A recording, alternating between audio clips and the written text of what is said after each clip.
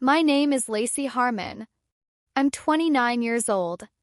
And a few months ago, I flew almost 2,000 miles with a gift wrapped in gold paper. Not because anyone invited me. Not because my family had been calling. Not because I had a single reason to think things would be any different this time. I flew because it was my parents' 35th wedding anniversary. And I was not about to let my brother write me out of that story one more time. I landed, rented a car, drove an hour through flat Ohio roads I hadn't touched in years, and walked into a house packed with people. Before I could even find somewhere to sit, before I could even set the gift down properly, my mom looked at me with this tight, uncomfortable smile and said, "Honey, your brother organized all of this. We didn't really plan for you to come." And then my dad, my own dad, reached out with a flat palm and shoved that gold box right off the edge of the table. In front of 60 people. It hit the floor with a heavy thud. The corner of the gold paper tore open, and the whole room just held its breath. I picked up that box. I looked at both of them, and I walked out. What was inside that box? Why on earth did my parents drive 20 hours straight to show up at my front door the very next morning? Before we get into this story, I just want to say, if this one hits you right in the chest, if it stays with you after you're done watching, please take a second to hit that like button and subscribe. I don't take that for granted. Not even a little bit. And leave me a comment. Tell me the name of your city and what time it is there right now.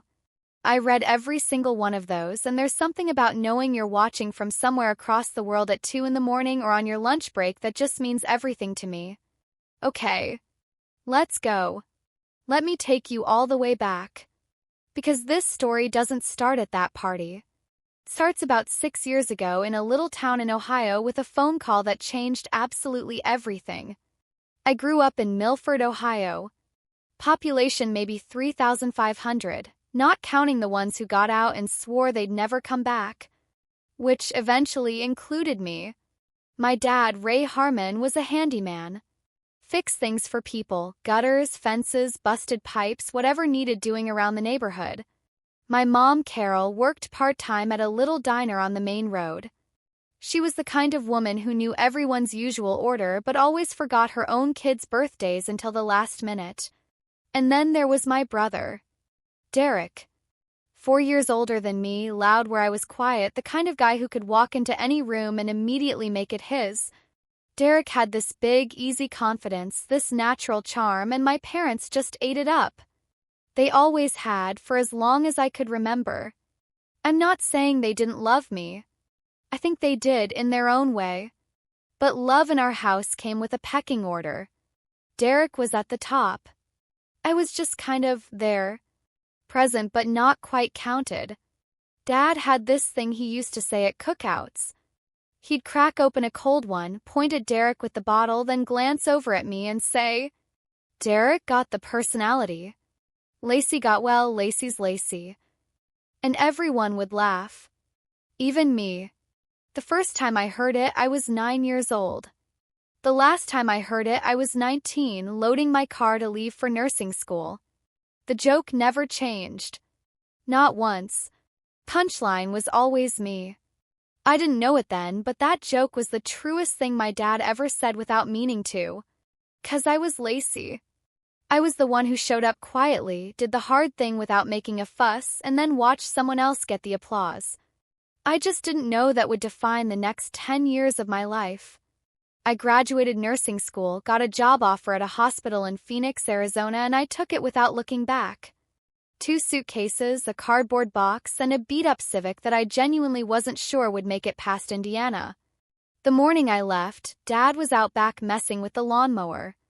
I walked out and said, "Hey Dad, I'm heading out." He barely looked up from what he was doing.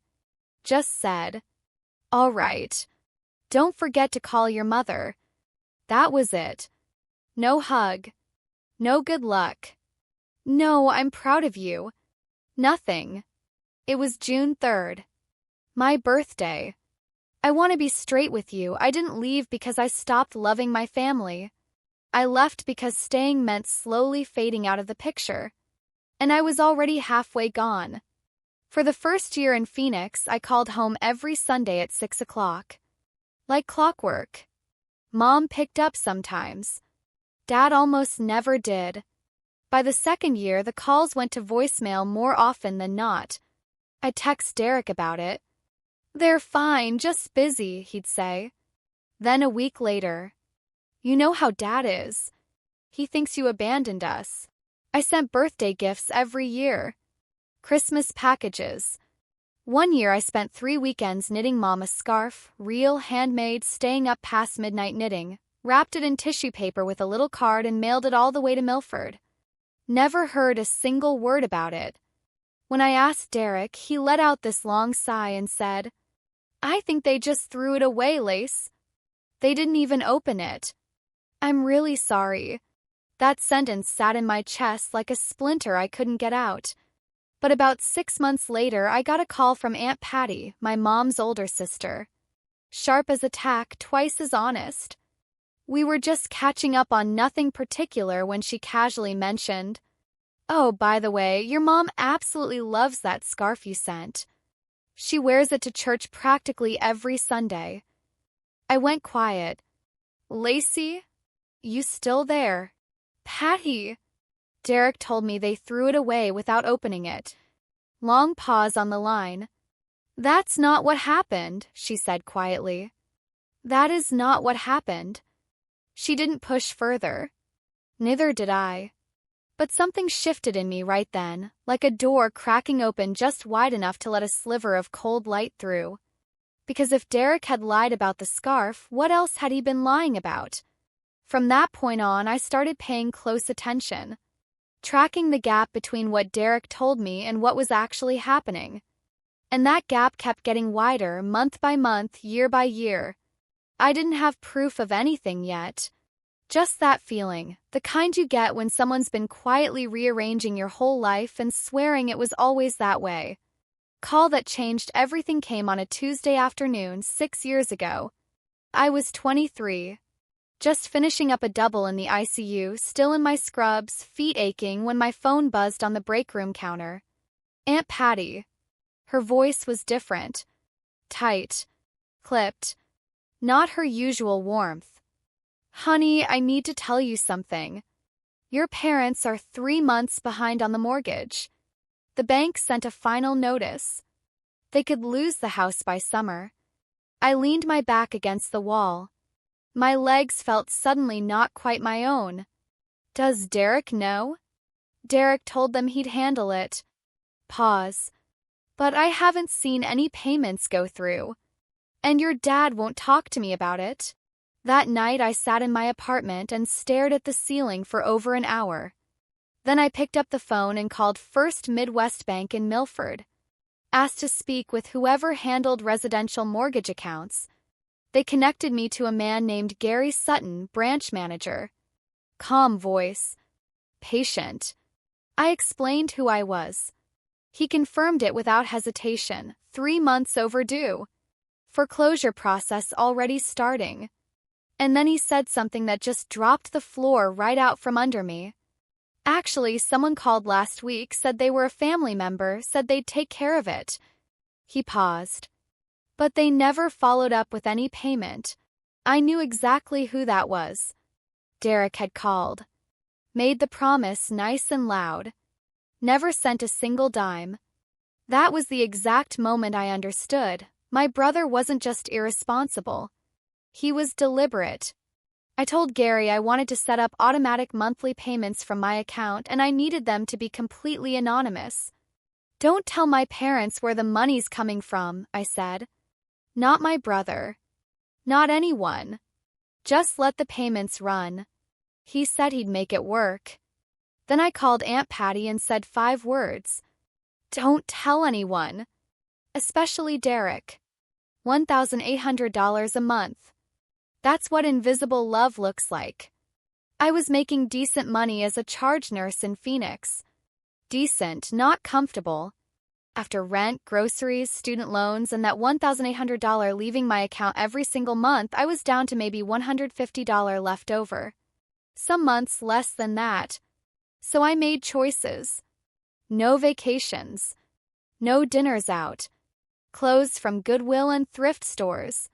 Furniture from estate sales and Facebook Marketplace. When my car started making a noise it shouldn't have been making, I drove it longer than was probably smart and prayed every time it rained. I packed my lunch every single day for 3 straight years. My boyfriend Marcus Webb, an electrician, steady hands, the kind of guy who noticed things most people walked right past, figured out what I was doing within about 2 months.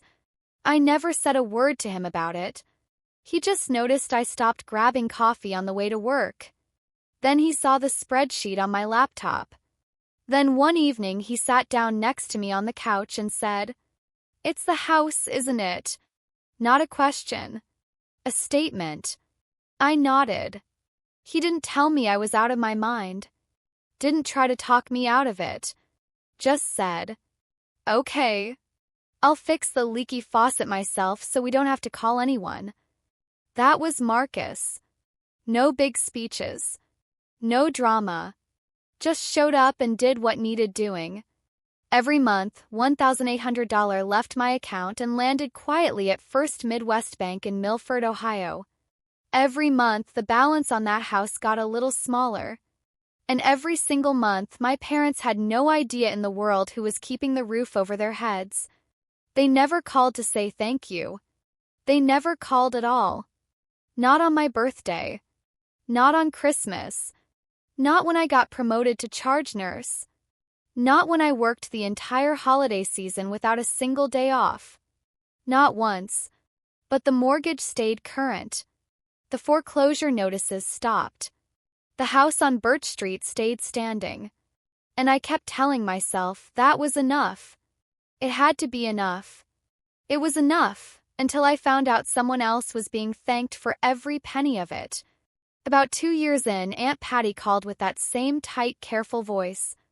"I need to tell you something, Lacey. You're not gonna like it." Derek had been telling my parents he was the one paying the mortgage. Not helping. Not chipping in when he could.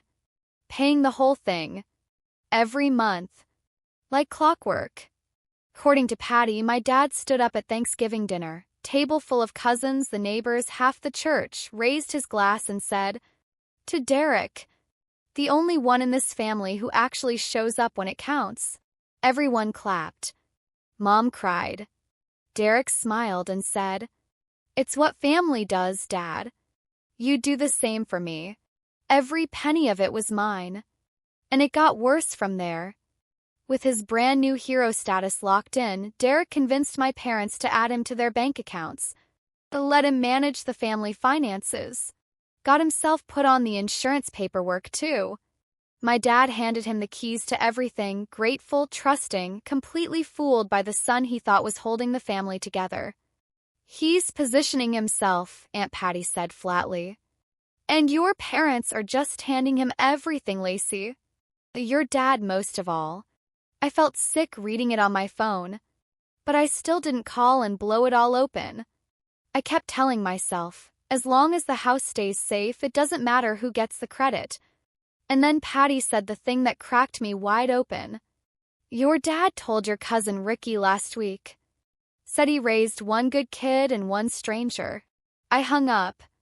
Didn't call anyone for 3 solid days.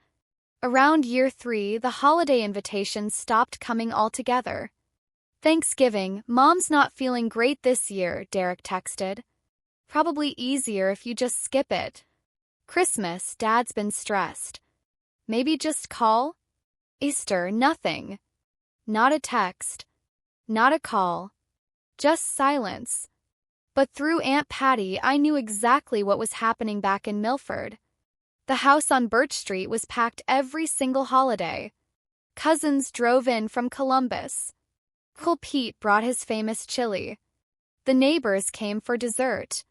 Everybody gathered there, warm and loud and together. Everybody except me. Derek had built a wall around my family and posted himself at the gate. And nobody questioned it, because as far as they all knew, he was the one keeping the lights on and the house standing. Meanwhile, every single month without fail, $1,800 left my account. The balance dropped from $120,000 to $80,000. then $60,000, then $40,000. I watched the numbers fall on my banking app like some kind of countdown, not to something beginning but to something finally ending. Marcus asked me one night while we were cleaning up after dinner, "When does this stop, Lace?" I dried a dish, set it on the rack. "When the house is paid off. Then I know they're safe. That's enough." He looked at me in that quiet way he had, like he could see exactly how much I was carrying, and wished more than anything he could take half of it. "Is it though?" he asked. "Really enough?" I didn't answer. The final payment cleared in August. 6 years. 72 transfers. $129,600 total. The house on Birch Street in Milford, Ohio, free and clear. Owned outright by Ray and Carol Harmon. Paid for, every dollar of it, by the daughter they'd stopped inviting to Christmas. 2 weeks later, I got the invitation. Sort of. I was scrolling through Facebook on a Saturday morning when I saw it. Derek's post, bright and public for the whole world to see. Planning Mom and Dad's 35th anniversary party. Family and close friends only, September 20th. It's going to be so special. 200 likes. Cousins tagging each other all through the comments. Neighbors asking what to bring. Uncle Pete promising a double batch of chili. No text to me. No call. No DM. Not a single word. I sat with my phone in my hand for a long time. Then I called Derek. He picked up on the third ring. "Lacey, hey. I saw the post. What time should I book my flight for?" Silence. "Oh. I didn't really think you'd want to come." "Derek. It's their 35th anniversary." "I know, but Dad said he doesn't want things getting weird." "Did Dad say that, or did you?" Longer pause. I could almost hear him recalculating behind the silence. "I'm just trying to protect everyone, Lace. You haven't exactly been around. People are going to ask questions. Let them ask. I just don't want this to become a whole big, I'll be there." I hung up. My hands were shaking, not from anger. From something deeper than anger. 6 years of silence. 6 years of payments. 6 years of being called a stranger by my own father. And my brother was still sitting there deciding whether I was allowed to exist in my own family. That night Marcus rolled over in the dark and said, "You're going, aren't you?" "Yeah." "Good." He paused. "What are you bringing?" I thought about it for exactly 1 second. The truth. He didn't ask what I meant. I think he already knew. And somewhere in that dark room something shifted in me, from hoping to deciding. You don't get to erase me from my own family, Derek. Not anymore. The next morning I called Gary Sutton at First Midwest Bank. "Gary, it's Lacey Harmon." "Lacey."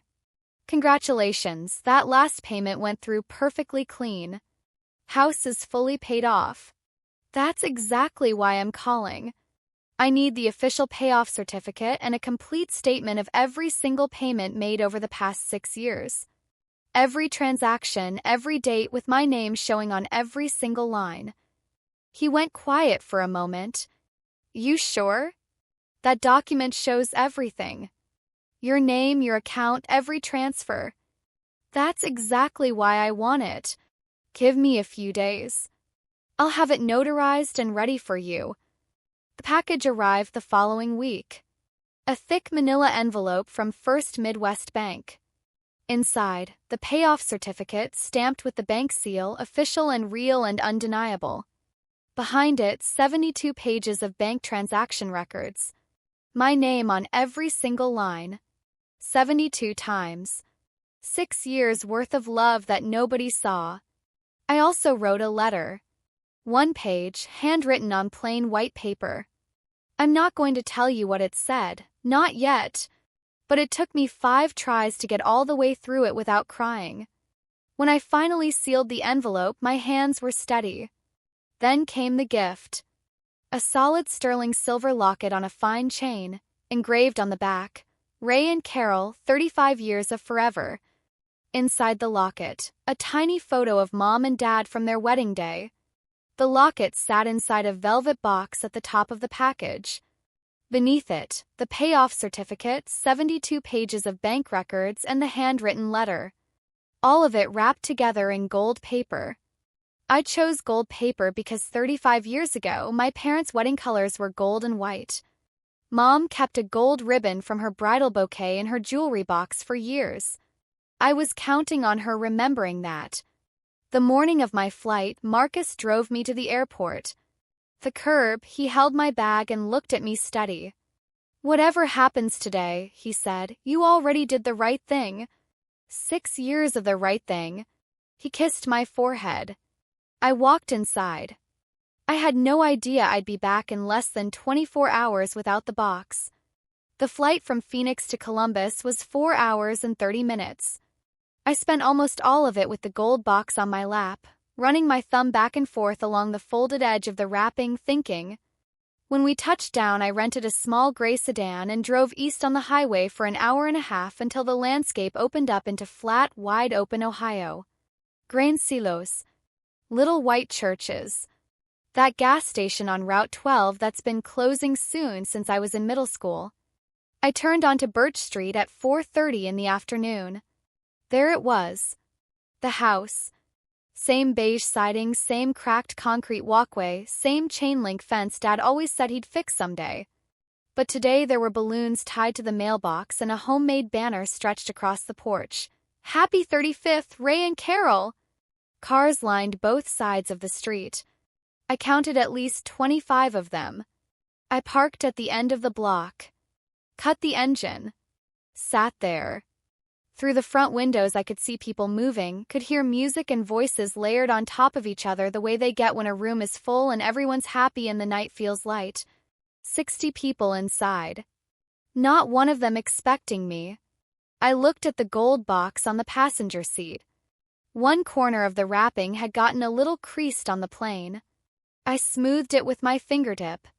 What if they still don't want me here? What if I walk through that door and nothing changes at all? I sat with that for 10 minutes. Watched the late September light move through the trees.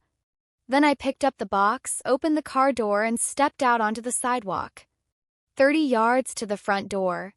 Felt like 300. I opened the screen door and stepped inside. The living room had been transformed. Tables pushed end to end covered in white cloth. Folding chairs lined every wall. Flower arrangements on every surface, Derek's touch, no question.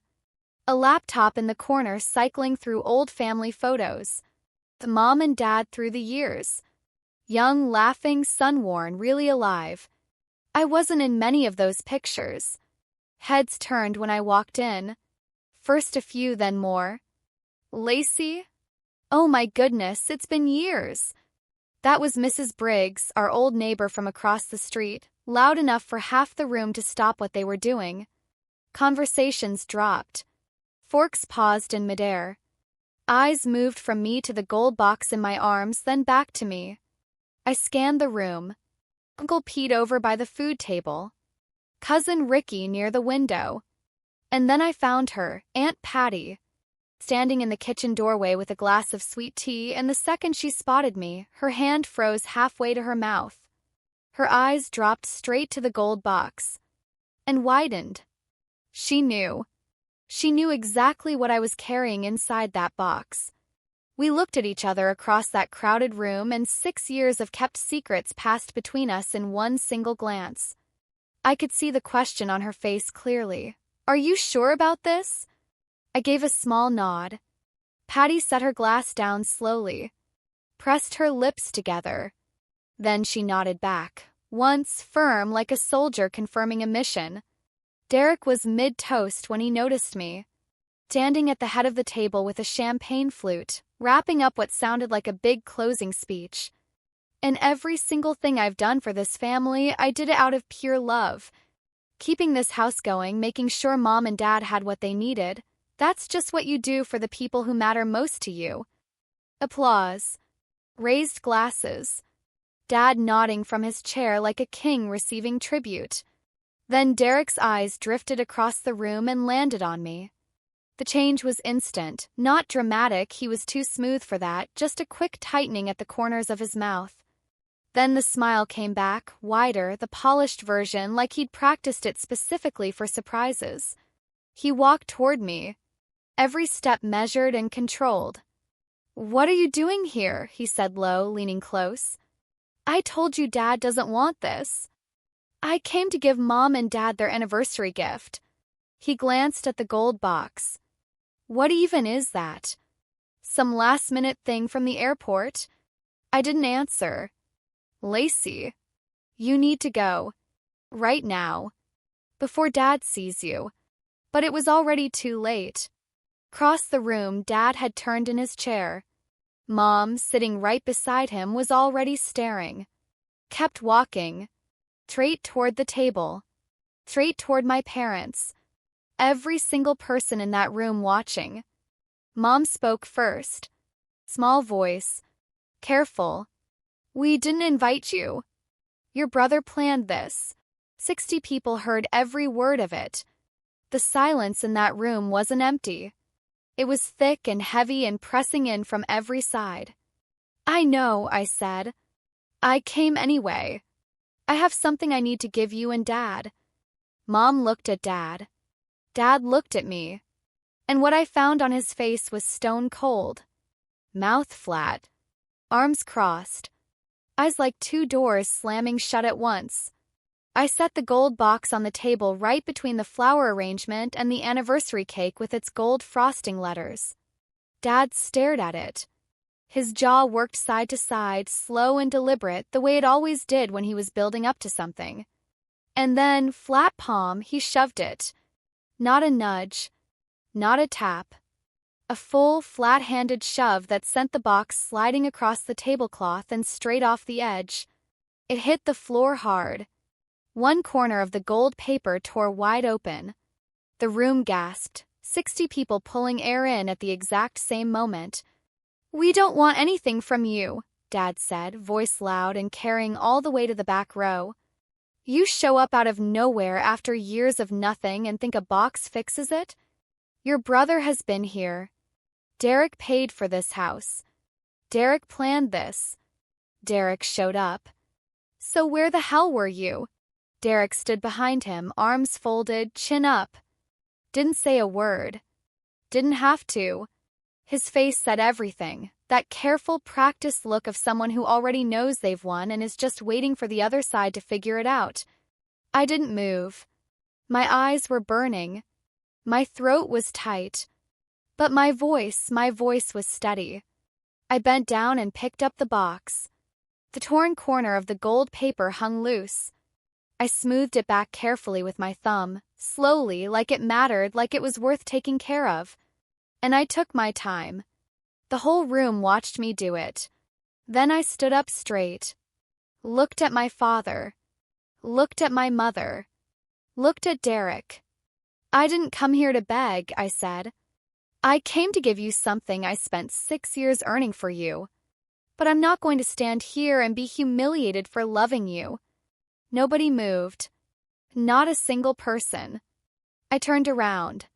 Walked past the folding chairs, past the slideshow still cycling through old photos on that laptop, past Uncle Pete with his hands gripping his knees, past Mrs. Briggs pressing a paper napkin hard against her mouth.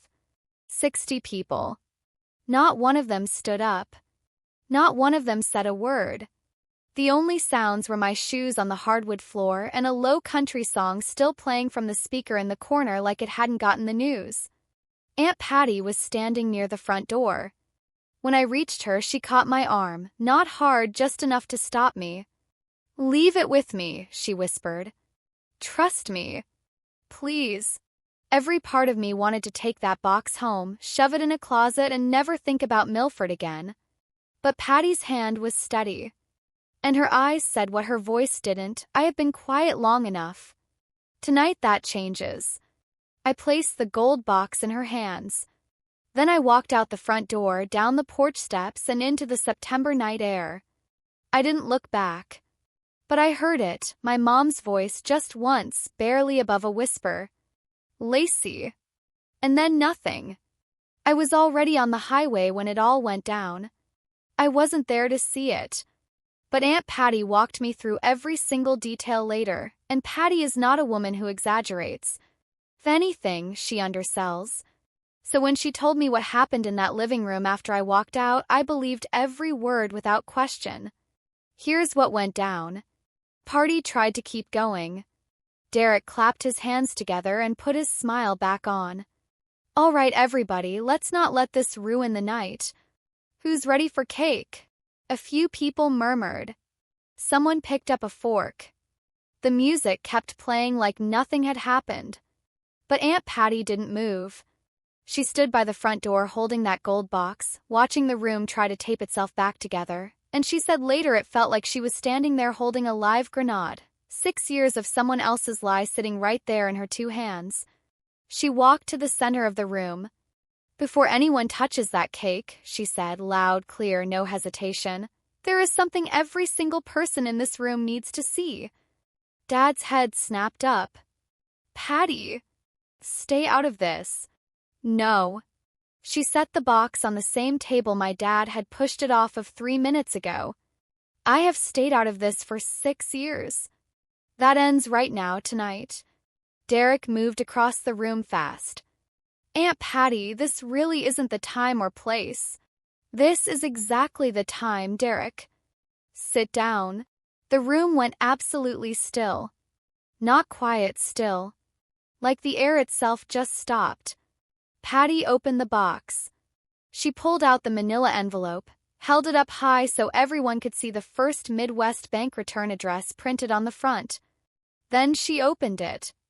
Her reading glasses were already on. She'd put them on while walking to the table, Patty told me later, because she'd been waiting for this moment for 2 solid years.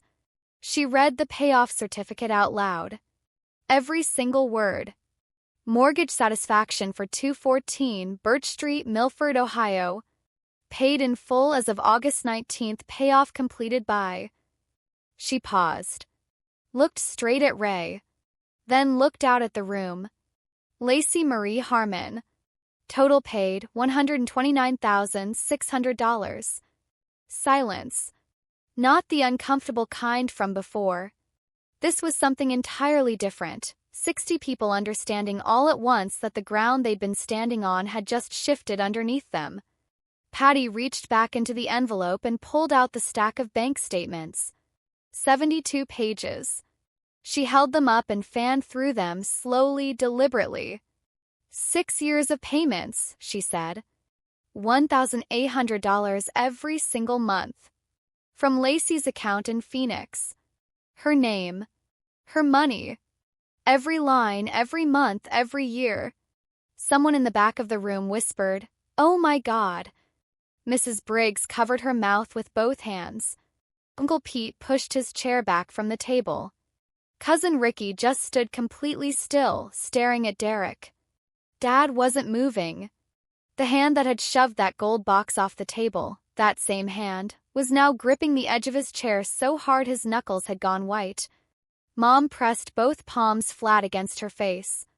Her shoulders started shaking before any sound came out. And then the sound came, that deep, gut-level kind of crying that doesn't care at all who's watching.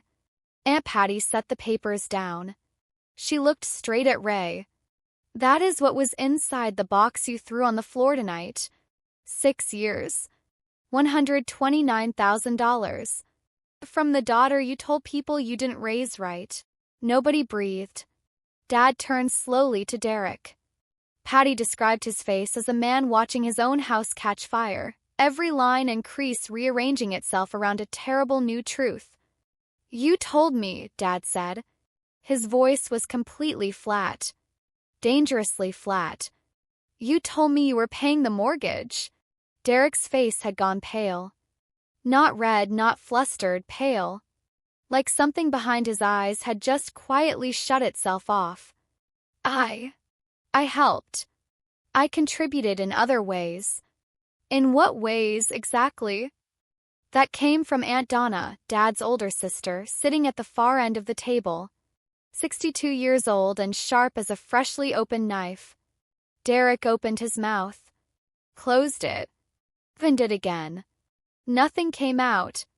The room turned.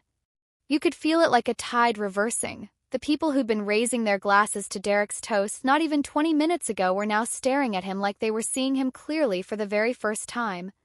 Uncle Pete shook his head slowly. Mrs. Briggs wouldn't even look in Derek's direction. Cousin Ricky crossed his arms, jaw tight, eyes hard. Derek took a step backward. Then another. And nobody moved toward him. Not one person in that room said a single word in his defense. The silence that surrounded him was total and complete. Patty reached into the box one last time. "There's one more thing," she said. The white envelope. My handwriting on the front. Mom and Dad. She looked at Ray. "Do you want to read this yourself, or should I?" Dad's hands were shaking too badly to hold paper. Patty opened the letter carefully. She read it slowly. She told me later she couldn't get through the entire thing without her voice breaking, so she gave them the parts that mattered most. "Mom and Dad, I know you think I left because I didn't care about you.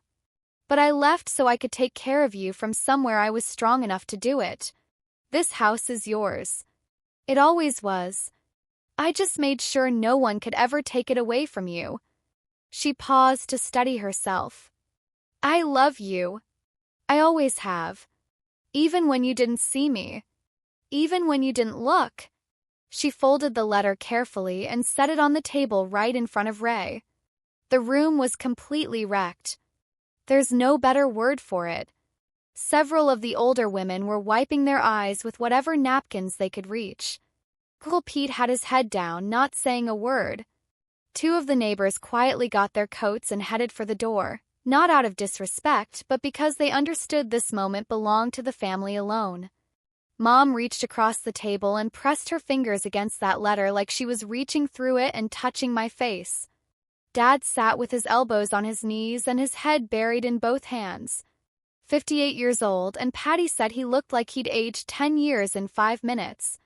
Derek was already gone. Sometime during the letter, he'd grabbed his keys and slipped out the back door without a word to anyone. Nobody went after him. Dad pulled his phone out before Patty had even finished putting the letter down. He called my number. I was on the highway and I watched his name light up on my screen. I watched it until it went to voicemail.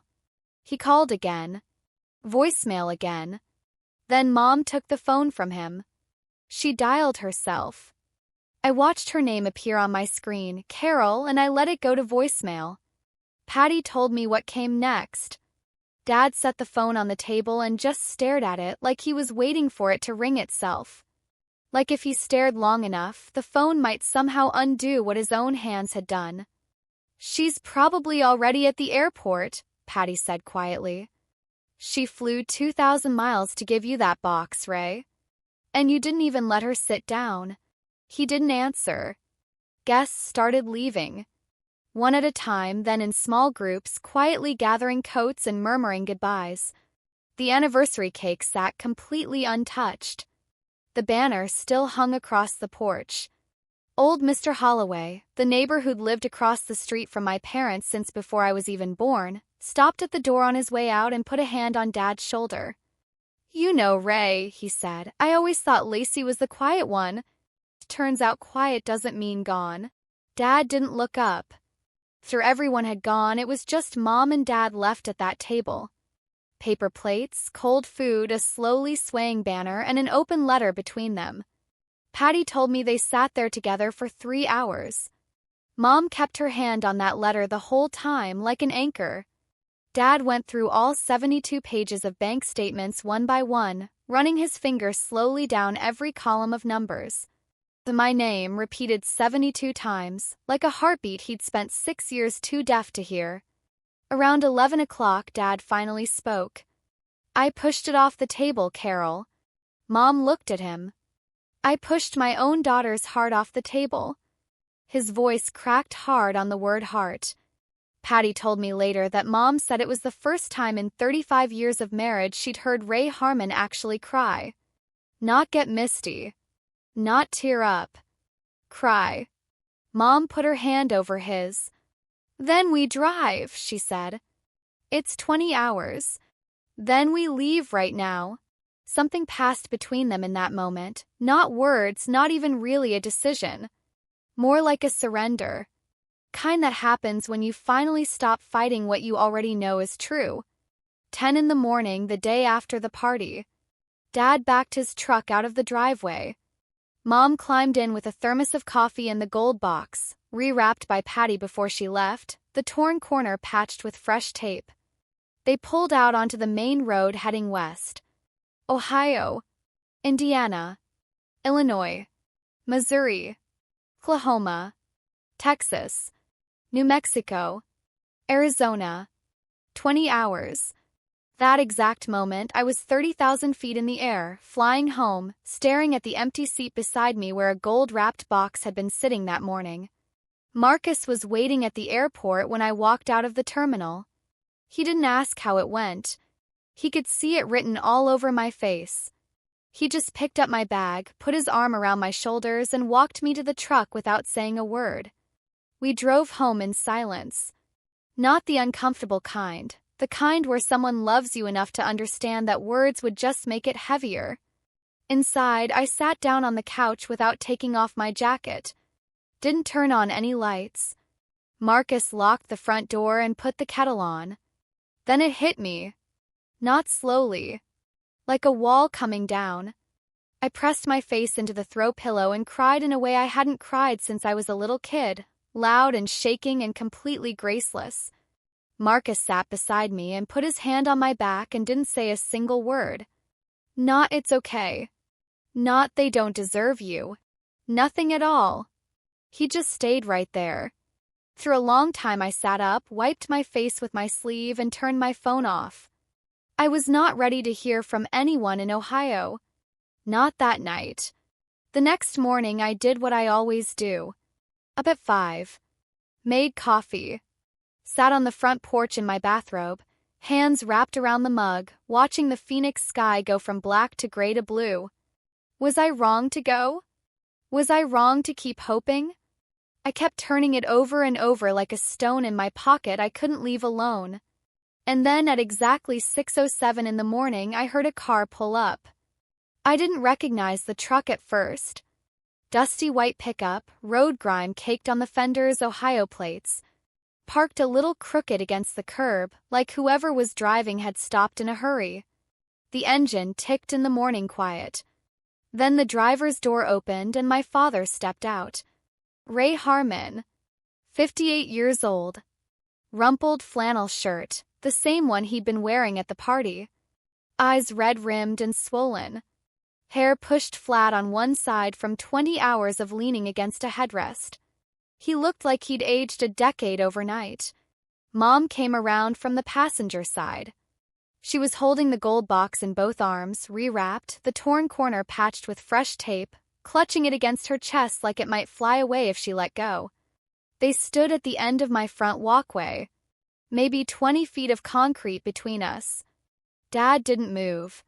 He just stood there, hands at his sides, mouth working like he was trying to chew through something that wouldn't go down. 20 hours of driving and he still didn't know what to say first. I stayed on the porch. Coffee in hand. Bathrobe. Bare feet on cold morning wood. We looked at each other while the whole ordinary neighborhood woke up around us. A dog barking somewhere. A sprinkler starting up 2 houses down. The whole world just moving on like nothing was happening. Then my father spoke. His voice was stripped all the way down to nothing. I'm sorry, Lacey. 3 words. 7 letters. The 3 words I had been waiting my entire life to hear from that man. He swallowed hard. Tried again. I pushed away the only person who was actually holding us up. And I didn't even know it. I didn't run to him. I didn't break down. I stood on my porch with my coffee going cold in my hands, and I let those words land exactly where they needed to land. Mom broke first. She came up the walkway with the box still pressed to her chest and tears already running down her face. She stopped at the bottom porch step. Didn't try to come up. Just stood there and waited. "I knew," she said. Voice barely there. Deep down I knew Derek wasn't being straight with us. I saw things that didn't add up and I told myself it wasn't my place to question it. I was scared of your dad. Scared of losing Derek. Scared of just about everything. She looked up at me. "I sat there and let him push your gift off that table, Lacey. In front of everybody. And I didn't do a thing." "I know, Mom. I will never ever forgive myself for that." I looked at her for a long time, at the box in her arms, at the carefully patched tape on the corner, at the dark circles carved under her eyes. Then I stepped to the side and held the door open. "Come in," I said. "Both of you." It wasn't warm. I want to be completely honest about that. I didn't fall into anyone's arms. I made tea, set out mugs, moved through my own kitchen with the steady efficiency of someone who'd spent 6 years taking care of people without a single thank you. And I let that rhythm hold me because it was the only thing keeping my hands from shaking. Marcus came out of the bedroom, said a quiet hello, shook Dad's hand, and disappeared into the garage.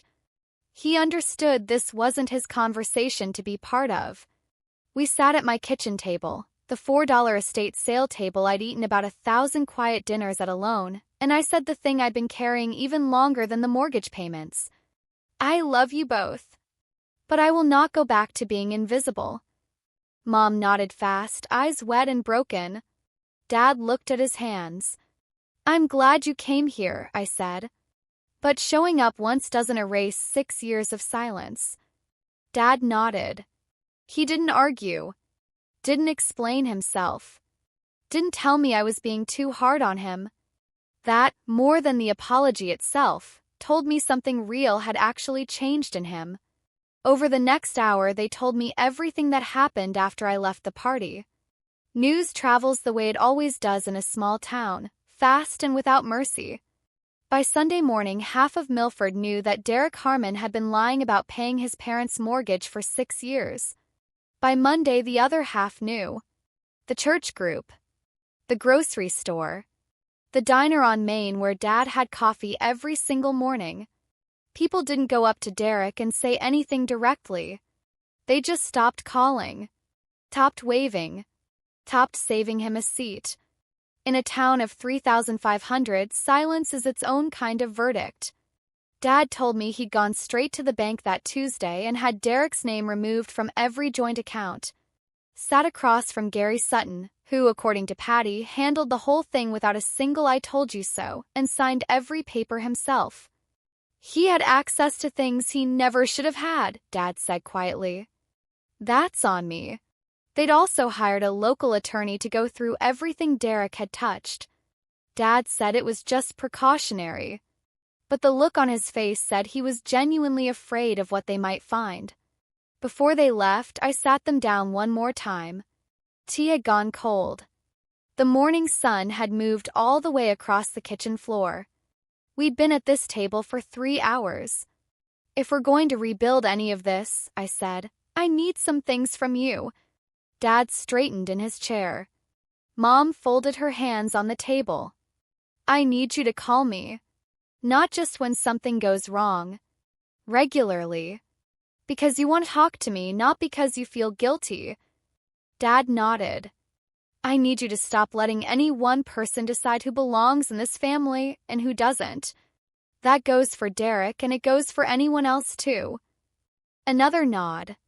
"And I need you to never let anyone else speak for me again.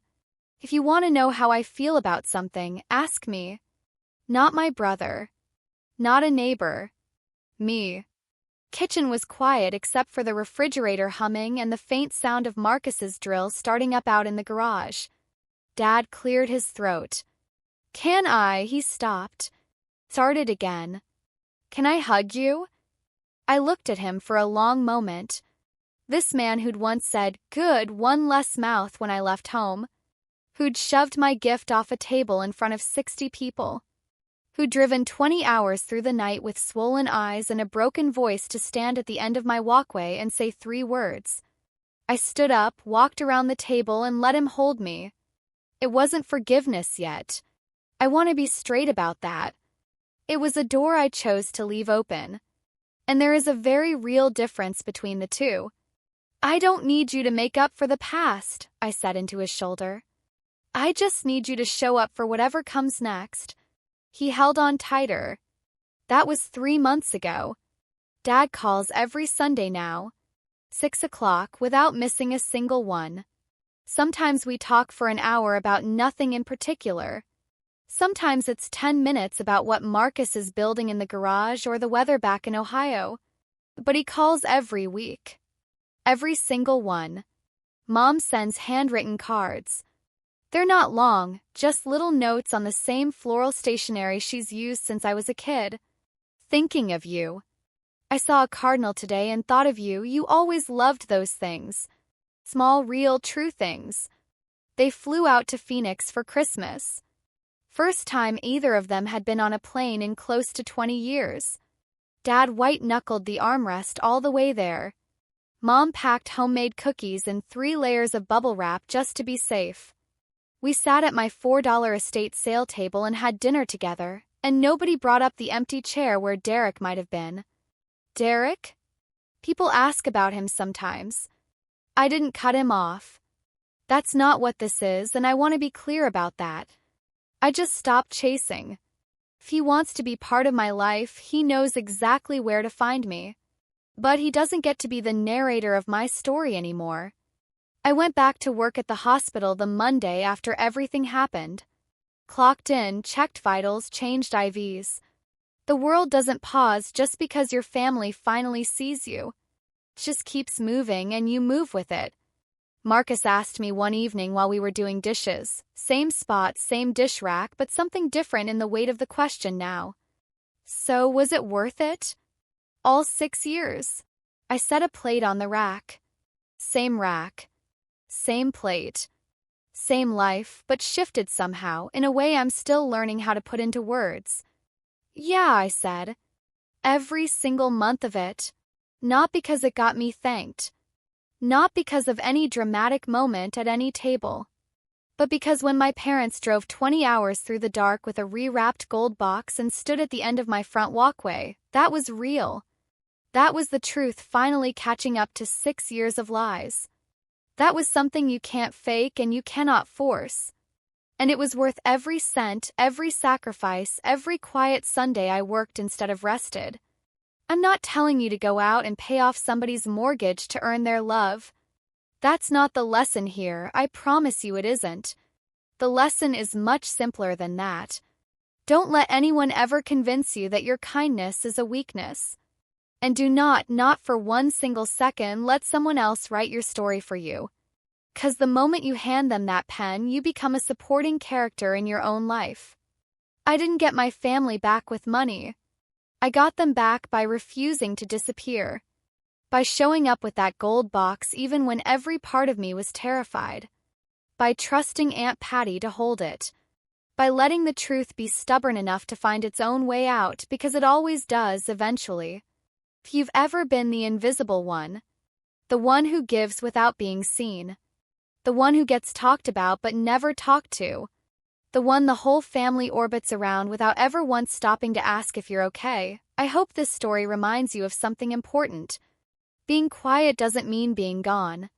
And being gentle doesn't mean being weak.